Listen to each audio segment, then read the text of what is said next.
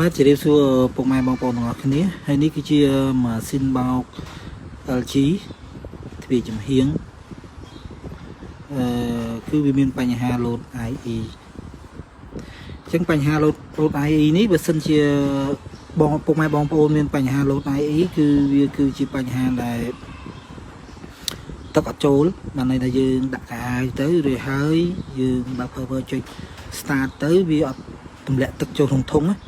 ចឹងកាលណាយើងអត់បានមើលយើងចេះតែបើកទុកចោលឲ្យវាថ្លឹងហើយទឹកអត់ធ្លាក់ចូលក្នុងធុងទេគឺរយៈពេល10នាទីទៅ20នាទីវានឹងចាប់ផ្ដើម error code IE ហើយចឹងបើសិនជាពុកម៉ែបងប្អូនមានបញ្ហាហ្នឹងអាចទំនាក់ទំនងមកលេខទូរស័ព្ទដែលខ្ញុំដាក់ឲ្យហ្នឹងហើយឬក៏ពុកម៉ែបងប្អូនពិនិត្យមើលខ្លួនឯងទៅបើវាមើលអាឡ័យយើងដាក់ទឹកចូលក្នុងធុងហ្នឹងបើសិនជា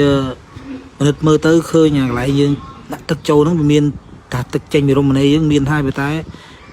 វានៅទៅលោត IE ដែរអញ្ចឹងអាចអ្នកទៅមកខ្ញុំបាន